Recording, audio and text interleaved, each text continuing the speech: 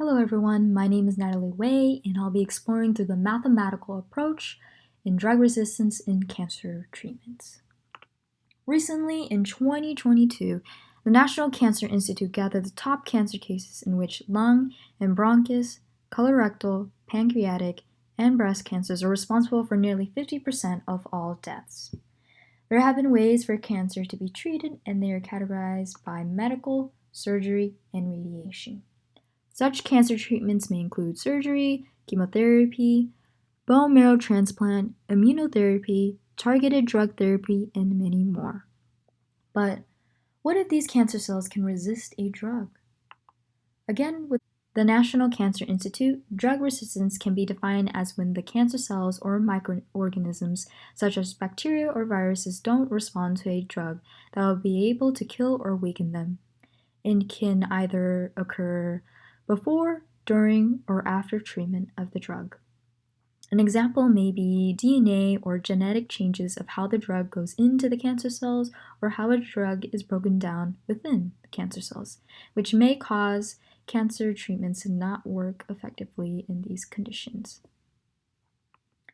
Researchers have found possible ways of overcoming drug resistance, which includes treating patients with combination of different drugs that will perform different mechanisms to prevent the development of resistance. Second is keeping cancer drugs inside the cells. Third is erasing reverse modifications that drive resistance, such as epigenetic alterations in which the DNA's physical structure is impacted but the coded sequence does not change, leading to a proliferation and growth of cancer cells. Fourth is altering the tumor microenvironment, which is combining immunotherapies to other immunotherapies, which will help the immune system to fight off cancer. These were eventually tested by researchers in earlier stages of patient of solid tumor. Fifth and lastly, simultaneously testing combinations is probably the best way to identify the best drug combinations to personalize treatments for individual patients. I will explore through a mathematical model on the evolution of drug resistance during cancer treatment. From the Journal of Clinical Oncology, this mathematical model differentiates random and drug-induced resistance along with determining the rate at which drug resistance is induced. There are two types of cell for tumor. The S represents the sensitive cells, which are fully affected by the treatment, whereas the R of the resistant cells, they are less effective of the treatment. Assuming in the absence of treatment, tumor will grow logistically, so all parameters are not negative.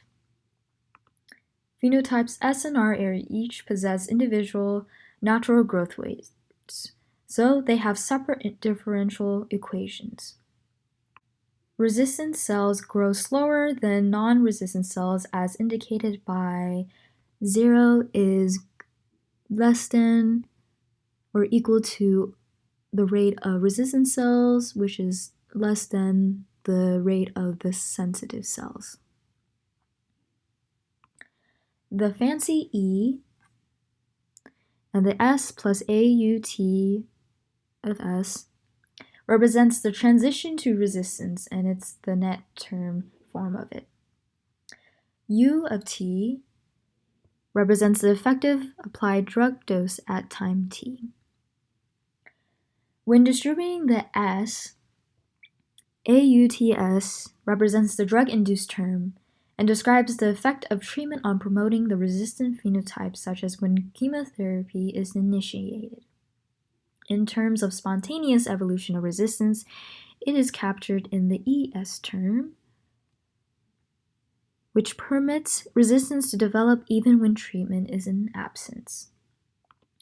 To accurately describe resistance, we have to assume that the drug is completely ineffective against resistant cells, making D of R to equal to 0, which will remove U of T, the effective applied drug dose at time t. But this case is only for the resistance model.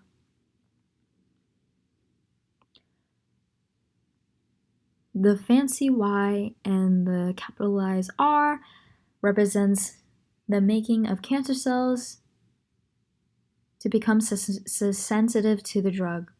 So Y equals 0 since resistant cells can't be reversed, which will also remove Y of R in the second equation for the resistance model. K represents the carrying capacity, representing the upper limitations for these cells over time. The 1 divided by R is essentially the scaling of the fancy E, A, and D in the equation. This will ensure the change of the size of the graph, but doesn't change the shape of it. And like I've said before, the R subscript R represents the rate of resistant cells, and since the rate of resistant cells was assumed to satisfy the greater than 0 and less than R, then the relative resistance population growth rate, P, satisfies 0, that is less than or equal to P of R and less than 1. After reducing both equations, we can now find the growth of both sensitive and resistant cells over time. When combining both the sensitive and resistant mathematical model, we get the volume of the tumor over time. Finding the derivative of the tumor's volume is equivalent to the total number of sensitive cells and resistant cells over time. So why is this math model important? Well, it distinguishes between sensitive cells and reversible and irreversible resistant cells model. Once we find the volume of the tumor, we can create another model for finding the tumor's population. And it's significant because it will help design a successful treatment to combat or reduce cancer cells' ability to resist a drug, especially for chemotherapy, immunotherapy, and targeted therapy. Thank you for listening.